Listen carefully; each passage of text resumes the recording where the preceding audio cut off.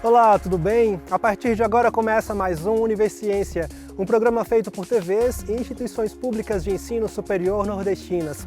Aqui a gente mostra a importância das produções científicas do Nordeste e como elas têm transformado a vida das pessoas. Vamos ver agora quais as pesquisas iremos conhecer no programa de hoje. Estudantes da Universidade Federal de Sergipe estudam o impacto da inteligência artificial nas escolas. Pesquisa do Instituto Federal do Maranhão busca entender como o recurso da dramatização pode auxiliar os estudantes de licenciatura a construírem a sua identidade como professor. Veja também, cientistas da Universidade Federal do Ceará estudam as expressões musicais das religiões de matriz africana, apresentando sua riqueza e complexidade entre as décadas de 30 e 80. E ainda, pesquisadores da Universidade Estadual do Sudoeste da Bahia desenvolvem película protetora natural que aumenta a durabilidade de frutas. Tudo isso e muito mais você confere agora no Universiência.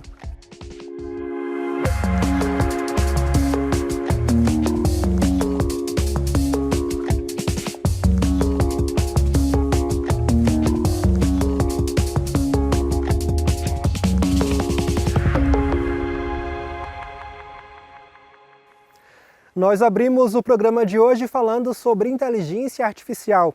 As chamadas IAs são um conjunto de novas tecnologias que permitem que alguns aparelhos eletrônicos executem várias funções avançadas de modo quase autônomo. Esse tipo de tecnologia está presente em diversas áreas. Pesquisadores da Universidade Federal de Sergipe desenvolveram um estudo para investigar os impactos da inteligência artificial em uma delas, a educação.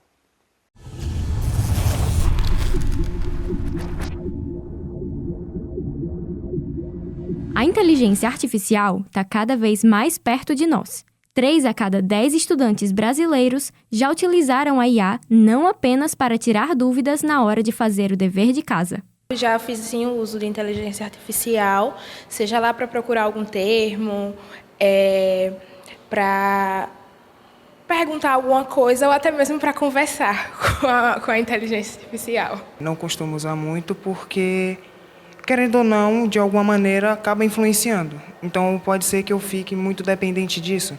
Então eu prefiro ou estudar por via do que os professores mesmo enviaram, ou fazendo pesquisa, etc. Mas também não digo que eu nunca usei. Apesar de ser quase inevitável, o uso de novas tecnologias na educação ainda divide opiniões. O grupo de pesquisa do professor Paulo Boa Sorte trabalha com o tema há 5 anos. Nós temos trabalhado com os impactos que a inteligência artificial, as realidades aumentada, virtual e mista, o metaverso, tem no offline e no online das escolas. Por que a gente diz offline e online? Principalmente porque o offline se refere àquelas escolas que não têm acesso à internet.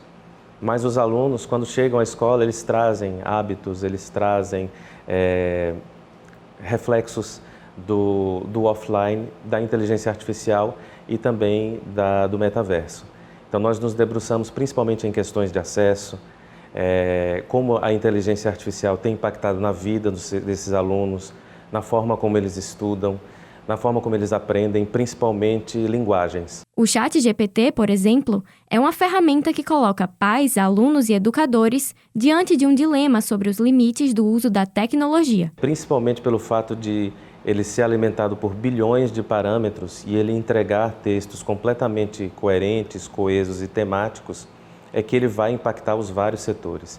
Ele vai impactar o setor do jornalismo, a medicina, a educação, a escrita de textos científicos. E aí é que nós vamos encontrar e pensar os desafios, principalmente da escrita acadêmica na contemporaneidade. Como é possível lidar com isso sem prejudicar a própria autonomia na vida estudantil? Porque é uma coisa que, se você não utilizar com moderação, você é capaz de você prejudicar até o andamento do seu estudo. Como, por exemplo, o ChatGPT, que eu vejo muitos estudantes utilizando para fazer dissertação por eles, para fazer qualquer tipo de atividade por eles, e eu acho que isso acaba tornando o aprendizado deles deficiente.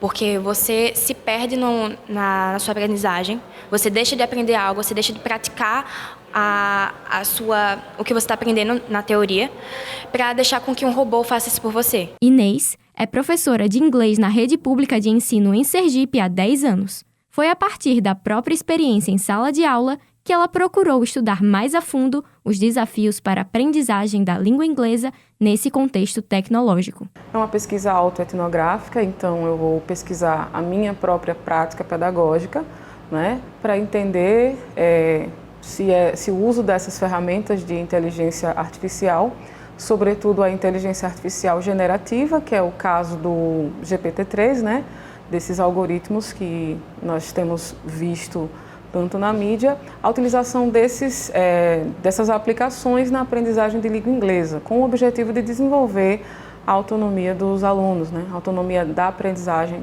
dos alunos. Com a IA, a professora vê novas possibilidades de personalizar o conteúdo ensinado de acordo com as necessidades de cada aluno. Eu observei o potencial que elas poderiam trazer para os meus alunos, então, para ajudá-los, por exemplo, na correção de textos, na produção, por exemplo, de textos em língua inglesa.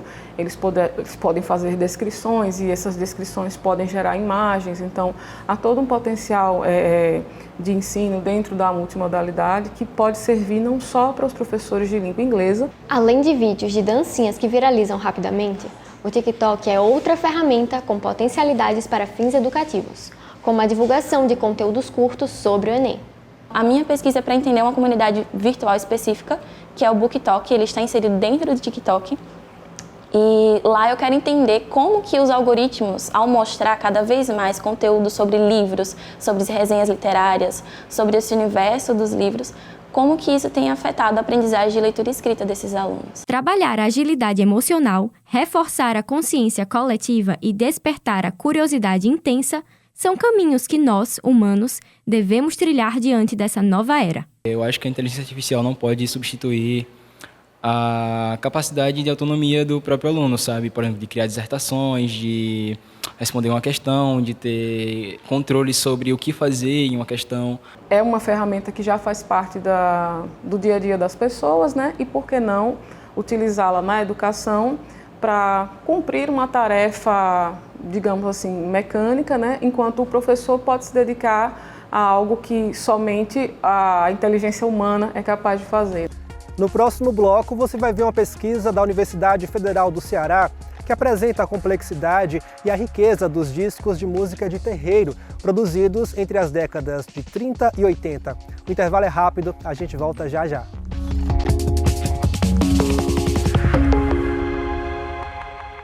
Além dos fundamentos de didática, ensino e aprendizagem, a formação de professores envolve diversas questões conceituais e filosóficas importantes.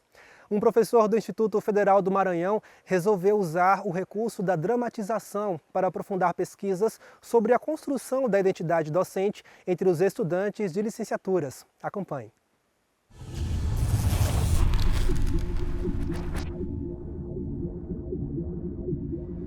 Eu tenho desenvolvido, desde o doutorado, um estudo sobre o processo de constituição identitária docente, mas o meu foco tem sido os licenciandos, porque a grande inquietação é saber como esse licenciando se percebe professor.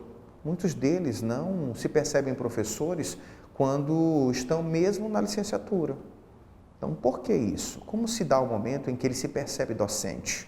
Os participantes, que foram 4 estudantes de licenciatura em artes visuais e 4 estudantes de ciências agrárias, eles são selecionados a partir de alguns critérios. Geralmente selecionamos os estudantes de licenciatura que já tiveram experiência no estágio docente, já estão nos períodos finais do curso, e que estejam disponíveis a participarem de todas as etapas da pesquisa. Então, depois dessa seleção, fazemos uma entrevista narrativa, que é uma entrevista aberta, em que a gente coloca a questão sobre o que é ser professor, né, para você. E aí a participante fala sobre toda a sua história de vida relacionada a isso.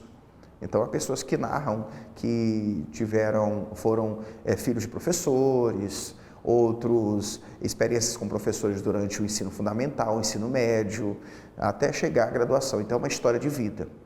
A partir daí, fazemos a transcrição literal, né? dessa entrevista. E aí vamos para a dramatização, que é o ponto alto, que é quando os participantes eles estão ali desenvolvendo uma peça teatral que envolve a atuação docente. Então simulam uma aula, elaboram de forma ficcional a aula. As falas não são memorizadas, elas são espontâneas, mas dentro de um roteiro já previamente discutido. Eles ficam livres para criarem um cenário e o figurino também. Essas dramatizações são videogravadas, depois transcritas. E ainda tem uma autoconfrontação dessa dramatização. Eles assistem a dramatização que eles fizeram e aí eles estão sendo entrevistados enquanto eles assistem e conversam sobre aquilo, né? E a partir dali a gente analisa também como eles, nessa autoconfrontação, o que dizem sobre a sua atuação. E aí saem os significados de crítica, como não deve ser o professor, como o professor deve ser. Então, isso vai aprofundando mais os dados. Por exemplo, um participante que, na encenação, ele recebe uma pergunta de um estudante e ali eles encenando a forma como ele responde. E a forma como ele organiza a aula antes de começar é muito sobre o que ele entende ser a docência, de como ele se percebe professor e de como ele se identifica com a atuação docente. E a gente pega esses significados no processo de análise para poder perceber como individualmente cada um se constitui professor. E um significado que emergiu dessas experiências e que é marcante é o de afetividade. E ela está voltada a como eles se aproximam dos estudantes no processo de diálogo, em sala de aula, nas conversas, em como se preocupam com a aprendizagem deles e como eles entendem a importância da sua atuação docente para a mudança de vida desses estudantes e para o aprendizado deles. Então, há uma afetação emocional desse professor, um envolvimento e um contato muito mais próximo, dialógico, com os estudantes. Eu também estou desenvolvendo os estudos focados na ambivalência docente, porque o professor é um pesquisador e, sobretudo, deve ser um pesquisador de sua prática. Isso também mostra e vai de encontro a uma concepção equivocada de que professor é diferente de pesquisador. Então, os estudantes, no seu processo de constituição individual, já começam a apresentar esse conflito ambivalente entre ser professor e ser pesquisador nos processos narrativos. Um ponto que eu considero interessante dessa pesquisa e acho super importante ser destacado é o uso do mapa semiótico. Esse design gráfico também auxilia o leitor das nossas publicações, para como entender, né, esse emaranhado de conexões entre os participantes, porque os participantes são vistos dentro de um todo, eles não são isolados, né, mas considerando, claro, as suas individualidades. Nós temos 2 pontos que dificultam o desenvolvimento dessa pesquisa. O primeiro ponto é conseguir alunos, dentro do critério de seleção, que aceitem desenvolver uma dramatização. Uma outra dificuldade é o processo analítico, porque como é uma entrevista de análises microgenéticas, ou seja, análises específicas de detalhes, inclusive o figurino, a roupa que o estudante está usando diz sobre ele, porque é um mundo de significados, as entonações, as falas que se sobrepõem. Então, o processo de transcrição e de análise, ele é um processo bem mais detalhado, então torna essa pesquisa uma pesquisa mais complexa e, ao mesmo tempo, possibilita um aprofundamento maior. No século passado, ao mesmo tempo em que sofriam perseguições do Estado brasileiro, as expressões musicais das religiões de origem africana conquistavam o público. Uma pesquisa desenvolvida na Universidade Federal do Ceará apresenta a complexidade e a riqueza dos discos de música de terreiro produzidos entre as décadas de 1930 a 1980.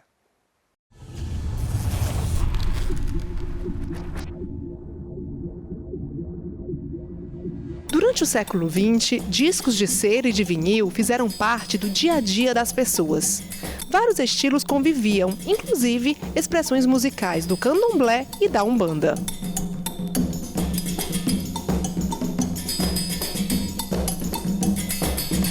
Em boa parte desse período, as religiões de origem africana sofreram perseguições do Estado brasileiro. Mesmo assim, as músicas de terreiro conquistavam o público. A perseguição era parcial, né? A polícia perseguia, mas por outro lado o povo seguia, né? Éden é aluno de doutorado da UFC. Em sua pesquisa, ele estuda discos de músicas de terreiro gravados entre as décadas de 1930 a 1980. A macumba que hoje em 2023 a gente conhece, naquela época ela era muito conhecida como rito e ao mesmo tempo como um ritmo, né? Um ritmo musical. Geralmente eram o quê? Eram sambas ou batuques, né? Que tinham essa temática afro-religiosa. Os estudos mostram a qualidade do material produzido. Outro aspecto observado na pesquisa é o papel de artistas negros no desenvolvimento dessas obras. Eloy Antero, Getúlio Marinho, JB de Carvalho e Joãozinho da Gomeia são alguns nomes de destaque.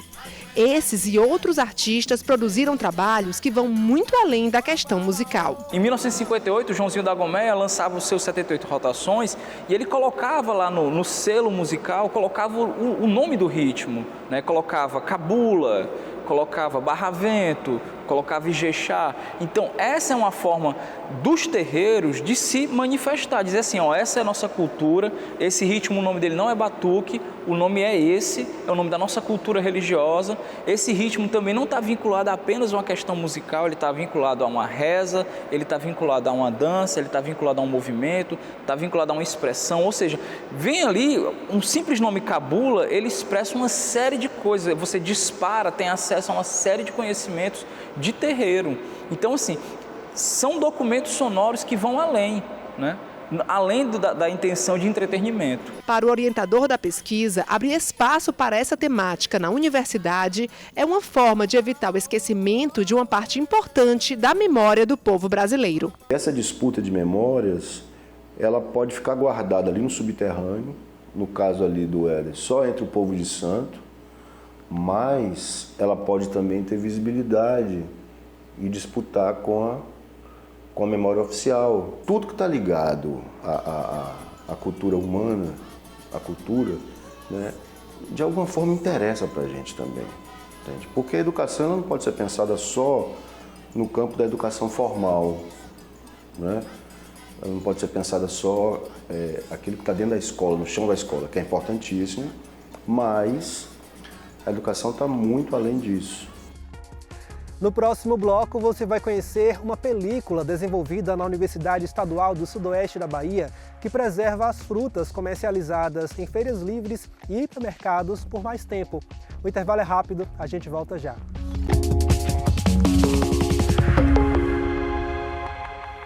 As frutas são alimentos ricos em fibras e vitaminas que são essenciais em nossa dieta diária. Para muitos, a aparência delas contam bastante na hora da compra e também do consumo, não é verdade? Com isso, as menos atrativas são descartadas, levando ao desperdício. Foi pensando em reduzir o descarte dessas frutas e também em aumentar a durabilidade delas que pesquisadores do Programa de Pós-Graduação em Agronomia da Universidade Estadual do Sudoeste da Bahia, campus de Vitória da Conquista, desenvolveram uma tecnologia inovadora. Confira.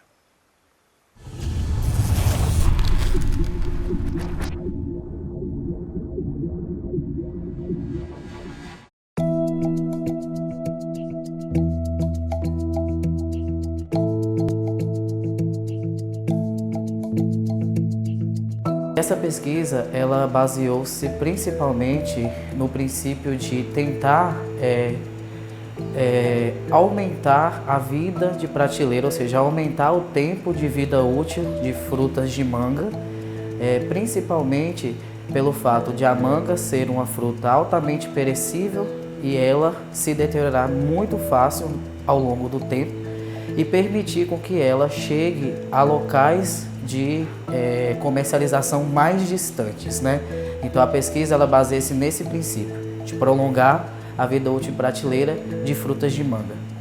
Então é importante essa pesquisa, porque nessa pesquisa a gente desenvolveu um produto que é baseado, pensado para atender uma demanda regional, nacional, que é a questão da pós-colheita, que é o que depois que você colhe uma manga, você vai ter que transportar essa manga, você vai ter que vender, ela vai ficar na prateleira e vai para casa do consumidor ou vai ser exportada. Então a gente desenvolveu uma pesquisa para proteger essa fruta, para que ela tenha um maior tempo de vida útil, que ela consiga ficar mais tempo na sua casa ou que ela consiga ter mais tempo para sair, para ser exportada.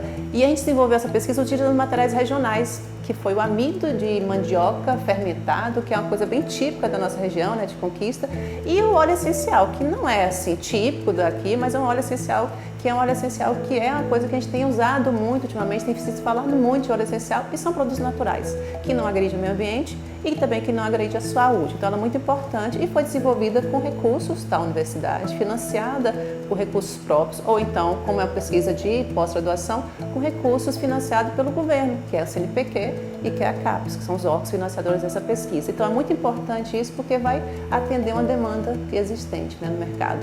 A gente fez então, né, a comparação com um tratamento sem revestimento nenhum. Então a manga, do jeito que a gente coletou no campo, trouxe e submeteu, né, ao armazenamento, assim como as outras que a gente submeteu a esse tratamento com os revestimentos comestíveis. Então o resultado que a gente teve foi um retardamento do amadurecimento. Então a gente avaliou várias características físicas, químicas durante todo o experimento, num período de avaliação de 15 dias. Então a gente conseguiu observar que as mangas que eram revestidas com uma concentração específica do óleo essencial, neste caso o melhor resultado da gente foi na concentração de 0,9%. Então nessa concentração a gente não teve desenvolvimento de doença pós-colheita, que no caso da manga a principal é a antracnose, então não houve desenvolvimento de doença. A gente teve um retardamento no amadurecimento em face do atraso nas transformações químicas e físicas, como perda de massa, que é a perda de CO2 e água para a atmosfera. É um processo natural das frutas, por isso que elas murcham. Nesse caso, aquela revestida, ela não sofreu esse murchamento como as mangas que não estavam revestidas. Então a gente conseguiu reduzir aí, em torno de 40% essa perda de umidade para a atmosfera, a perda de massa. Então essas foram as principais características, além de outras que de fato mostram para a gente esse retardamento, essa redução aí no amadurecimento ao longo do período de avaliação. Para o agricultor, a gente não tem ainda um ganho direto, porque o agricultor a gente está trabalhando na pós-colheita. Então a gente trabalha depois que ele colhe e a gente transporta. Então a gente tem um ganho pós-colheita por enquanto, porque é mais para o mercado mesmo, porque você consegue após a colheita, então até mesmo o agricultor que ele mesmo beneficia, como fazer, ele mesmo trata, ele pode isso e botar o quê? Aumentar o valor agregado do seu produto. Eu estou vendendo uma manga que não tem tratamento, que pode amadurecer mais rápido, que vai ter uma doença, eu estou vendendo uma manga agora aqui. Ele pode durar mais tempo, ela pode proteger contra a doença. Então, isso, se ele comercializar essa manga, já passado o processo de sanitização, de limpeza, ele tem esse ganho.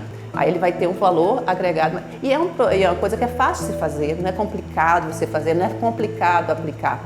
Aí a gente tem isso, mas o ganho maior é o mercado mesmo, é para o mercado, para os vendedores. A gente tem no Brasil, os vendedores ainda perdem muito por causa das exigências que a gente tem de exportação. Então essa parte do mercado e o consumidor tem um ganho maior agora. Mas se a nossa pesquisa que está vindo agora no doutorado, ela der certo, a gente vai ter um ganho para o produtor, que ele vai ter uma manga que vai ter menos doença e vai ter uma manga que talvez não tenha aí infestação por mosca da fruta, né? Uma repelente natural, uso de defensivos sem uso de fungicidas que podem ter agredir o meio ambiente e agredir a quem aplica aquele produto também.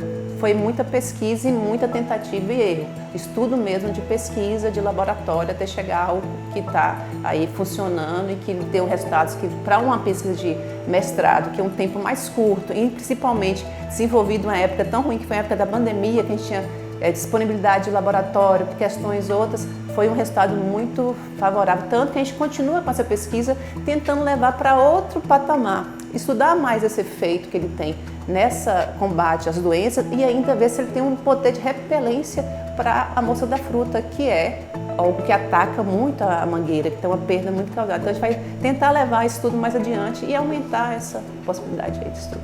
No final, né, da nossa pesquisa, Então, a gente foi aconselhado a depositar a patente desse revestimento.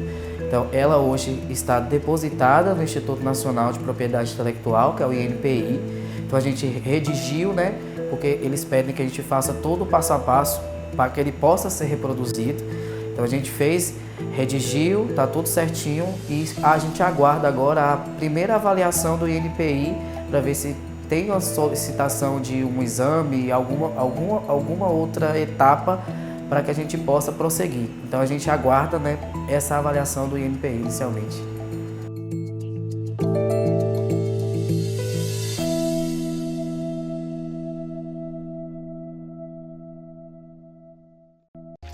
O Universiência de hoje fica por aqui.